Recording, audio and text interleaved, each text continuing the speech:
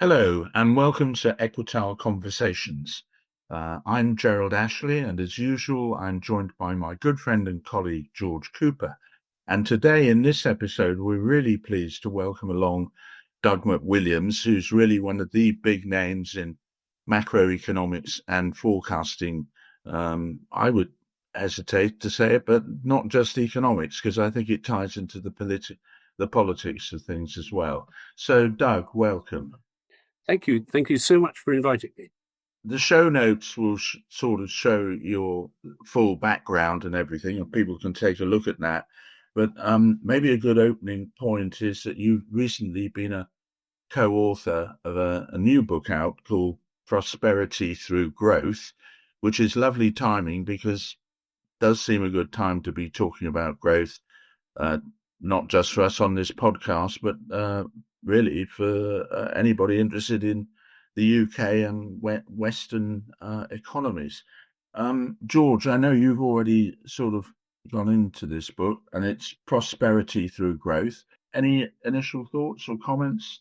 Yes, I'm about halfway through the book, and I had the great pleasure of seeing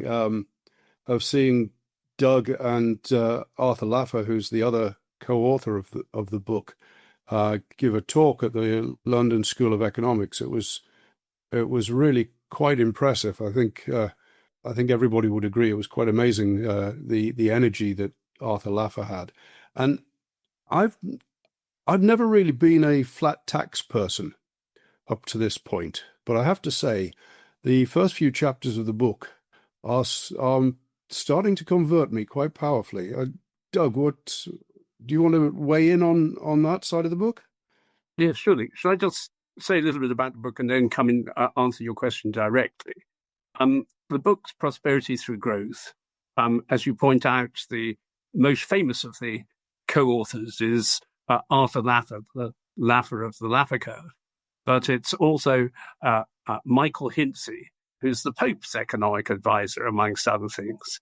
And he is a fairly successful hedge fund owner. And Matthew Elliott, who made his biggest reputation, I think, by being the guru behind Vote Leave, which eventually voted for Brexit. And both Michael Hinsey and Matt Elliott are now in the House of Lords. And I'm the sort of guy, the workhorse, as it were, who did quite a lot of the putting the stuff together. So that's the book. The subtitle is Raising Living Standards in an Age of Autocracy and AI. And what we're trying to say is, what do you need to do to get growth in a very modern world where the elasticities have changed quite considerably? And a bit like you, I was not originally a flat tax guy.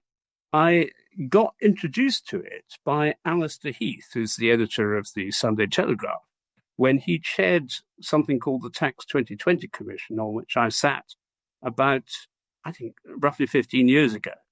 And we went through the various options for tax and came to the conclusion that obviously it's politically complicated to get a flat tax. But if you could get a flat tax, there would be fairly considerable economic advantages. And in Prosperity Through Growth, we put forward a plan for getting us to a 20% flat tax rate with no national insurance contributions and get there over a 20-year period. And we argue that in total, that plus regulatory changes would raise GDP by just under 20%. That is worth having. It would make so many of our problems today so much less complicated. And that was our calculation. Well, that is extremely interesting. Obviously, the politics behind that sound murderously difficult, to say the least. I just sort of widen this out in terms of context, which is we are just assuming that economic growth is a good thing. I know there are flat earthers in the world who think we don't need any more increases in economic activity, but I think that's very much a minority view. The more important point may be, why are we struggling so much in the UK and Western Europe to have anything other than very sclerotic growth.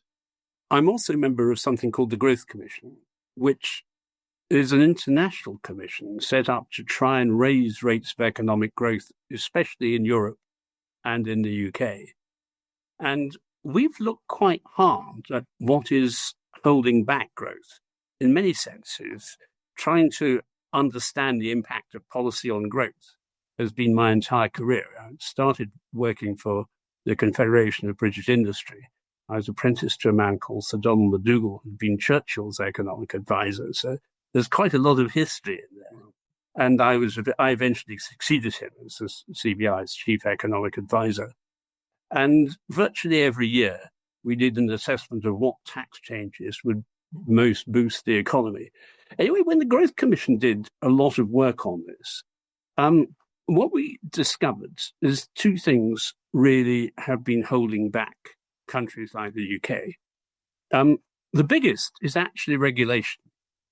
And particularly post the financial crisis, where the financial regulation became a lot more aggressive. Also, environmental regulation became a lot more aggressive. And the final area, which is especially important at the moment, is planning. Now, a lot of people think that the problem with planning is sort of Tory NIMBYs who don't want building anywhere near them. Actually, on the whole, it is not. The problem is the whole raft of environmental legislation of various different kinds. They're just piled rule after rule after rule after rule. Recently, we had a whole new town banned from being started by the judges because of a spider. And the spider didn't even live anywhere near where the new town was. It was about 1 kilometre away. But natural England managed to show that the natural habitat of the spider included areas within 1 kilometre of where the spider actually was. And so this spider prevented a whole new town from being built. Now, when you've got things of that kind taking place, so you've got the planning, you've got the environmental regulation, of which, of course, one of the consequences is very high energy prices. You've got the financial regulation. You have a whole host of regulations that hold things back. On top of that is tax. And we have a whole series of taxes. And they bear much more heavily now than they ever did, because people who are talented, people who are wealthy, people who have capital, people who have entrepreneurial skills, they can move. The modern world makes them much more mobile. First of all, because in the modern world, they tend, even if they're based in one place, to have links with other places. You've got, friends who are professors in London and in Sweden.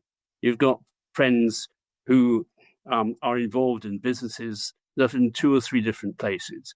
They're no longer just tied to one place. I mean, we perhaps, the 3 of us, may be a bit more tied to individual places for historic reasons. But the vast majority of the bright young things of today operate in more than one regime.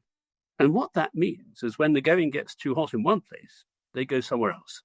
So the consequences of all these things is that those places that have the wrong type of regulation and the wrong type of tax, they get really heavily penalized. And that's what we're suffering today. So the political challenge is to roll that back. George, you had a comment. I was just going to say how much I agree with what you said there, Doug. And I think there's another aspect that worries me as well. As a businessman, it worries me, and also as a sort of analyst of the economy. And it's not just the level of regulation, but the instability and the uncertainty around regulation. And when I look at what's happened in the run up to this latest budget, where we had effectively a whole raft of new taxes threatened, most of which weren't delivered in the budget, but they were threatened. There was the exit tax threatened. There was more draconian property taxes threatened, wealth taxes and things like that. And now that all of these things have been put into the sort of public debate, we've got people responding naturally to the prospect that those taxes may come in. So we're starting to lose entrepreneurs for something that actually hasn't happened. It's just the threat and the concern of it. I think that's a big issue here. Part of what we did in the book, because we're conscious that having the right answer didn't solve the problem, and you need to have the right answer and find a way of making it work politically, is we interviewed. We had, depends how you number them, because some of the interviews had 2 people turning up, but roughly 35 interviews with pretty high-powered movers and shakers. We managed to get, there are 8 living former prime ministers at the moment, which is a record. And we managed to interview 5 of the 8. We interviewed, there are 11 living former chancellors, and we interviewed 9 out of that 11. And then we interviewed quite a lot of the cabinet secretaries and various other people like that to ask them about it. And to give them credit, the most impressive interview by far was given by Tony Blair. And Tony Blair said, just because things play badly in the opinion polls doesn't mean you can't do them. He said, Mrs. Thatcher kept doing things that were unpopular, and she kept winning elections. And he said he'd learned a lot from observing that. And he reckoned that most governments had at least a 2-year period where when they came in, if they were doing the right thing, they had plenty of time to do the more crowd-pleasing things towards the end of their term of office. And he said it could be done. He also said that although the civil service is not hugely supportive, and especially so at the moment, that may be partly as a result of some of the things that he himself did, nevertheless, if you give them a good enough lead and you've prepared yourself properly, then you can get them to do it. David Cameron said much the same thing. He said, but you have to prepare yourself, because this was just after Donald Trump had come to office and had his 100 days of large numbers of very early initiatives. Cameron was quite impressed. He said, if you don't plan it before you get into office, you get caught up in the hurly-burly of things and you can never get anything done. You have to come to power. You have to come to power with a sort of sense that you've got a mandate for change. And so you have to make it clear that some of the things that you will do will not be entirely popular. And he said you can get in on that basis. And he said you also have to make sure that you've got your plan prepared. And he said if you do those things, you'll find you can get a lot further than you imagine. Yeah, I think there was a comment on a TV show fairly recently, an interview with Lord King, a former governor of the Bank of England, who made this very point, that he was somewhat astonished that the current administration under Sir Keir Starmer does not seem to have an overarching plan. They do seem to be very short-termist and very reactive. Maybe it's not for us to tell the government how to run government, but it doesn't seem to be the best way of going about things. Well, that was certainly the comment that we got from the politicians that we interviewed. I mean, Tony Blair was quite discreet about making comments specifically about the current government for obvious reasons.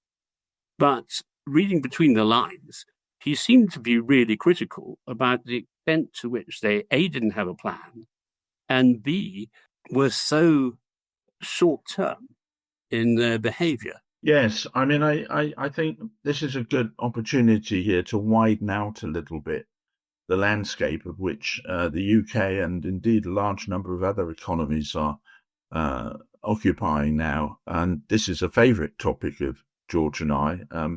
We don't stop people in the street and talk about it, but we're not far from that. And that is, of course, demographics and the, you could say, quite alarming fall in demographics in terms of new births and aging population and everything. So against that background, this is going to make things worse. It's certainly not going to help, is it? Well, I was involved in a book that was written about 25 years ago called The Demographic Investor by a man called Richard Cragg. I don't know if either of you read it. It was published by FT Publications. And we looked at the consequences of the demographics in the West, which are a fall in the number of children, slightly increasing longevity, although it's not, in fact, increased quite as quickly as it looked as if it was going to at that point, and then trying to fill the hole essentially with immigration.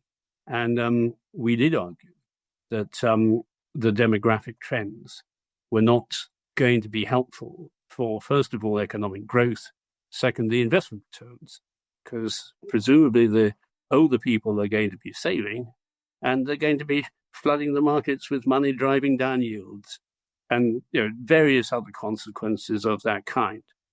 More recently, with the Growth Commission, we got our Japanese commissioner, Naihiro Yashiro, to have a look at how Japan had been coping, because, of course, Japan has been facing the sort of demographics that we're talking about a little bit earlier than us, and also they have rather greater longevity than we have because they eat better and so on.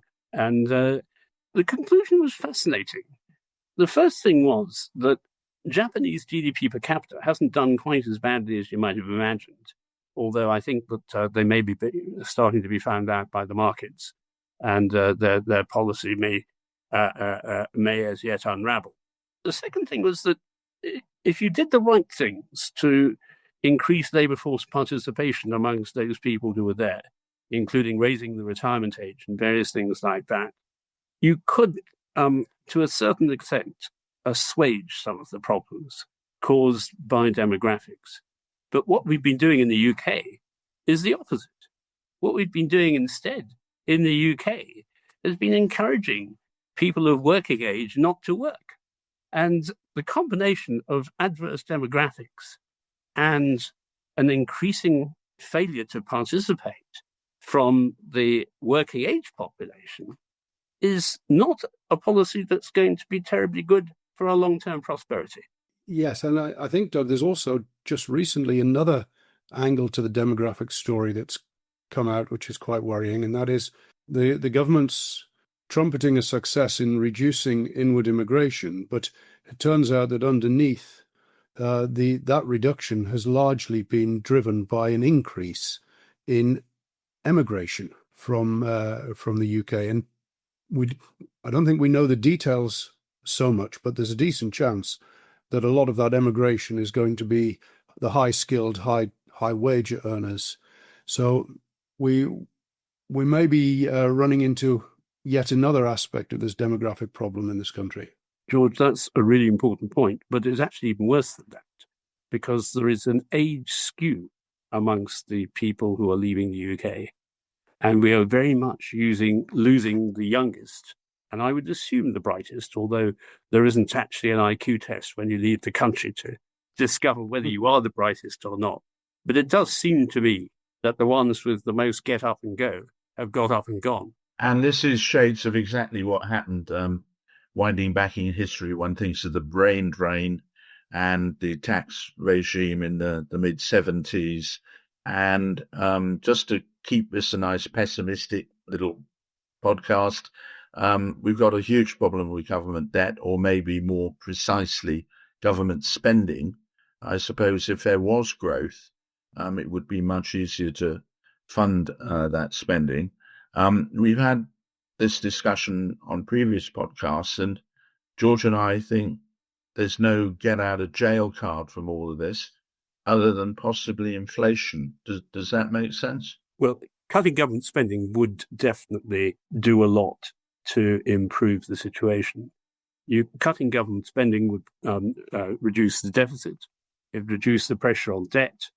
The markets tend to be quite positive when you've got a government that's cutting spending. You can see this in Argentina. Okay, they've had the markets have gone up and down a little bit on this, but on the whole, the markets have treated fairly positively the aggressive line to cut spending there.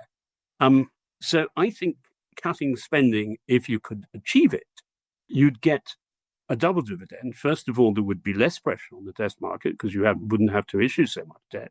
But secondly, the markets would see you in a more positive light, because projecting forward, if you think that the economy is going to grow, you get much less worried about debt than if you think the economy is stagnant. So I think that you do get a double dividend if you do that. Is inflation a solution? I'm not convinced. I mean, like both of you, I lived through the 70s, and it didn't seem to me that was a great time to be around. I think inflation is one of these things. It's a sort of trick you can only really pull off once, in a sense, because the only inflation that actually makes your life easier if you're a government is unanticipated inflation. And once it gets built into expectations, you no longer get any benefits from it. So I don't see inflation as a way out. I'm sorry, I think inflation would actually make things worse. Oh, yeah. And by the way, of course, we already have inflation. I mean, our inflation is roughly twice the average for the G7.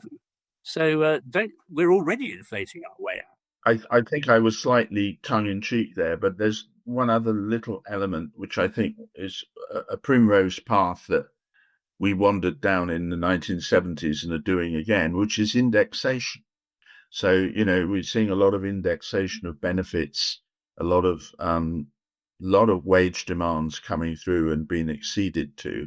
There's a large part of the price pressure now that is sort of built in as a ratchet, isn't it? That certainly makes things worse. Although it's hard to avoid indexation once you have a lot of inflation, because otherwise you get really quite dramatic changes in relative prices. It does lock the system in such a way that it makes it more difficult to get out. I was actually involved in negotiating. I mean, this tells you how old I am. I was actually involved in negotiating pay policy with the trade unions in the 1970s. And one of the things I brought to the party was I persuaded them once that the only way out was to index on the basis of future inflation, not past inflation. Because if you kept on indexing on the basis of past inflation, the trend just went upwards and upwards and upwards. And we managed to break the cycle. And I do claim some credit for this. I managed to claim the powers that be in the CBI, who then persuaded the TUC, and we then both persuaded the government, that when we were setting pay policy should be based on expectations of future inflation, not just inflation in the past. And that did, to some extent, help decelerate inflation in the late 70s. But it was always trying to slam a top on a boiling kettle, and it wasn't going to stop the steam coming out eventually. But it did have a little bit of an effect there. I just don't see inflation as really the way out on this. I think it would just give us a further twist, but we would be moving towards Banana Republic territory if we go in that direction. Oh, to be clear, I don't think either Gerald or I are saying inflation is a solution. We're saying it's a likely consequence. It's a sort of it's a symptom of the disease that we've got rather than a solution to it. Definitely not a solution. Well, we've got some already, and we've got more than anywhere else. And we haven't written. I mean, what is fascinating is twice within 5 years, the MPC has let inflation go rip. The first time it happened elsewhere, although it was worse here. The second time it has not happened elsewhere yet, although I think it may. But the fact that we have inflation pretty well 4% at the moment, and it depends which measure you use, of course, is something that, the MPC ought to be resigning over this. And they've been cutting interest rates. I think this sort of touches on a very interesting thing that's happened in macroeconomic debate, and I think in the academic circle as well as the policymaking circle, and that is if we go back to, let's say when Gordon Brown was Chancellor, he used to talk about balancing the budget over the economic cycle. Nobody talks about balancing the budget at all anywhere anymore. That's just completely gone from the discussion, and I think a lot of it is tied to this idea that's crept into economics or galloped into economics in the last few years, modern monetary theory, this idea that deficits just don't matter. Doug, any thoughts on why this change has come about? It got worse, first of all, after the financial crisis, when no one's economy was doing quite as well as it had previously. And of course, there's been some slowdown in productivity, partly due to the regulations. They shut the stable door after the horse had bolted, but shutting the stable door has meant it's a lot more difficult to get get economies growing. But then, of course, COVID created a whole new set of unbalanced budgets, and always created a set of situations where governments gave up, really. They borrowed so much at the time of COVID, they couldn't quite see their way back into managing their debt ratios down, and in most cases, managing their deficits down. The United States has been able to get away with it because it's pretty huge. The European Union is sort of trying to make itself bulletproof in that way with monetary union and setting up the euro. And that has just, I think, given itself a lot more rope, but it will hang itself just as surely. And in fact, the EU is probably in a worse situation because they are also largely ex-growth. They still have growth in parts of Eastern Europe, but for most of the rest of Europe, there isn't a hell of a lot of growth taking place over there. And that means that their ability to pay off their debt becomes increasingly less impressive. The money got lent to us, of course, from the surplus countries, but mainly the Chinese and various other people in the Far East and in the Middle East. They've been quite happy so far, but at some point they're going to become extremely unhappy that they're not getting a decent return on their investment. And I think that's when the bond markets will start to bite. I'd be amazed if we get to the end of this decade without a major bond crisis, which is the market reaction to the trend that you mentioned, George, which is of governments sort of more or less giving up on balancing budgets. And I think the continued increase in debt issuance is going to reach its natural limits. Yes, I think one other little sort of factor here, which is probably just a temporary one for political reasons, but on the political scene now, there's a lot of talk of whether we need to get back being closer to the EU. Some people want to undo Brexit. There seems to be a lot of confusion, as usual, in political circles about the difference between the single market and a customs union. The idea that rejoining the customs union would be a good idea seems rather eccentric to me. Is this just a little bit of short-term politics, or do you think it's a serious swing back the other way? I think it is a serious swing back the other way. I've been quite disappointed. Some of the more intelligent people I know have climbed onto this bandwagon. I mean, I like it to kamikaze pilots I liken it to kamikaze pilots. But the thing about kamikaze pilots is they didn't have passengers on their planes. They were risking their own lives. And you can have a degree of respect for people who are prepared to put their own life at risk. What seems to be happening now is that people despairing of politics are playing kamikaze pilots with passenger planes. And we are the passengers. And the British economy is the passenger. And some of the risks they're threatening to take are frightening. Now, let me just quote some statistics. I'm sorry to be boring on a Sunday morning, but let me do so anyway. We have the most successful tech sector in Europe. The reason why is we are outside the Digital Markets Act, the Digital Services Act, and the AI Act, which are three European acts which heavily constrain tech growth in the EU.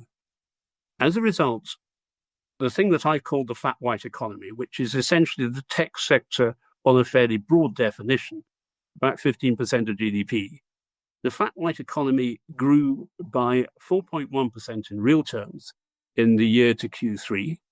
Britain's service sector exports, which are largely driven by this, grew by 6% in real terms in the year to Q3 this year. And Britain's plant and machinery investment grew by 9% in the year to Q3. This is the booming sector of the economy. I mean, what we forget is against a fairly flat overall picture, that action is a 15% part of the economy, which is booming. If we were to go to join, well, even the single market, I think, would probably, although it's a bit more flexible, but even if we were to join the single market, it would probably mean that the acts that make it possible for the UK to grow because we're outside EU rules, these acts would apply to us. And if they applied to us, we would kill growth in these sectors stone dead. I mean, things may be bad, but they can get a hell of a lot worse. And I would argue that if we go back in, that's what the consequence would be. Well, I have to say that's not desperately optimistic, obviously.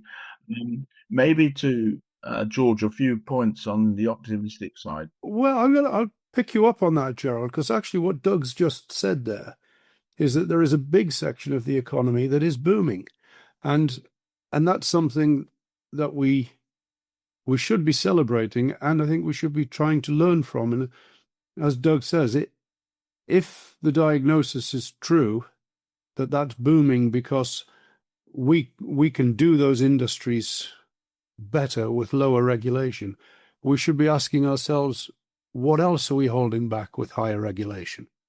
You know, that I think is to me the big problem. I think I see it in the financial services industry, you know, where our company works, and the slew of regulation and the constant changes and the constant additions to regulation are a genuine drag on business.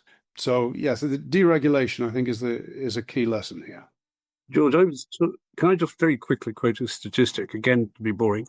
I was quoted by a man from Goldman's in the Mansion House that in Hong Kong, it cost them $70 to onboard a client. In the UK, it now costs them $10,000 to onboard a client, just because of the regulation. And that, I think, makes your point really well. Yeah, I could completely believe that. And in the financial services, it goes through the whole economy. I mean, one of the things that you hear a lot about small businesses complaining about, just the difficulty in setting up something very simple like a bank account for a new business. Yeah. It's incredibly hard. It's an incredible barrier to entry. And, you know, these things can and should be addressed quite quickly.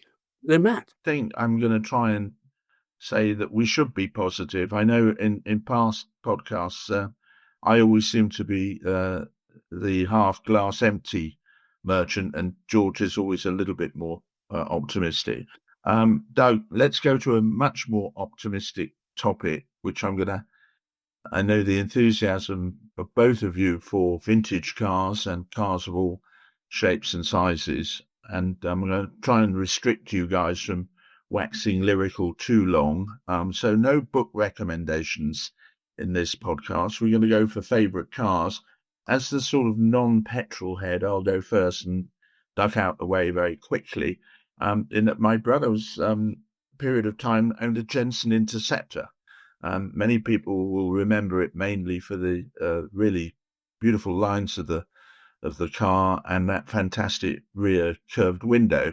And looking it up, I had to chat. It had an engine size that is fairly mind-boggling. I think it was 6 or even 7 litres, depending on which version there was.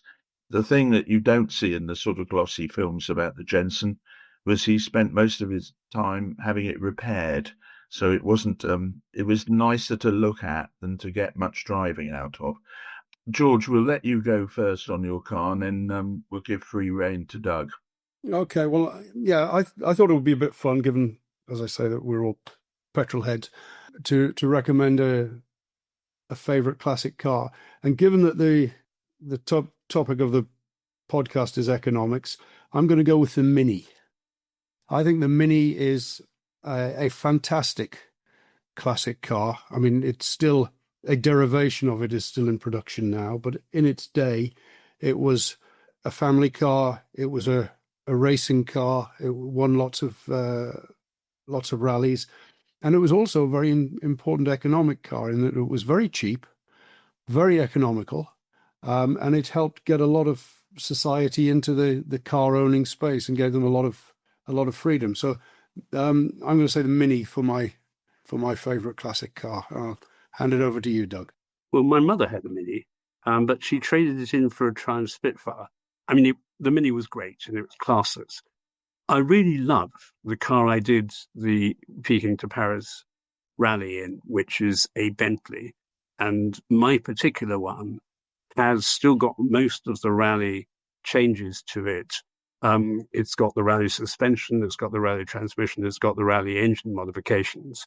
So it is quite a fun car, and it can move a bit more quickly than most of those sort of rather hefty Bentleys. But can I just give a small mention to my convertible Jaguar XJS? I think I've had more fun in that car than in any other car I've owned.